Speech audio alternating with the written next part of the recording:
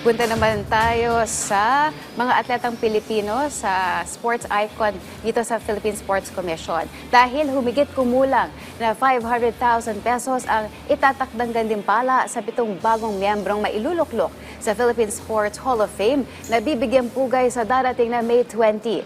Ang kabuuan ng balitang yan sa reporter teammate Jamaica Bayaka.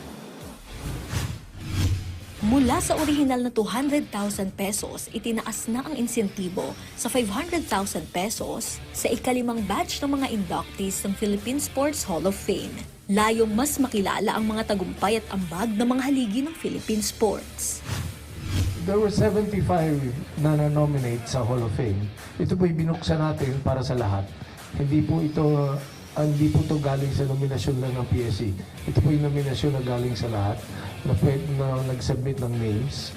And we've gone through the search process. The new incentive for the winners will now be at 500,000 pesos per Hall of Famer.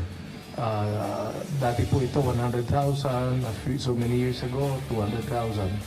But you know, you're a Hall of Famer. You deserve all the, not just the honor, but of course the recognition. Ayon kay Philippine Olympic Committee President Abraham Bambol Tolentino, mahigpit ang proseso ng pagpili ng mga miyembro. Kinakailangang suriing mabuti ang lahat ng napiling 75 kandidato. Tiningnan nila ang kanilang mga naiambag sa iba't ibang sports at ang epekto nila sa pambansang karangalan. Bagamat marami pa rin karapat-dapat, paliwanag nila na may ilan na hindi pinairal sa Hall of Fame dahil aktibong kompetitor pa at nagsisikap pa rin magtagumpay sa kanilang sports. Nung matrim down sa 15, matagal nilang pinagdebatehan, hindi pang debatehan, basing on the records, etc. No? Pinasa na sa amin, pinresent na ng PSC kung sino yung 15, then pinasa na sa screening committee, composed of 5 again. No? So with that, tinrim down uli na into 7. So watch out for those 7 to be announced.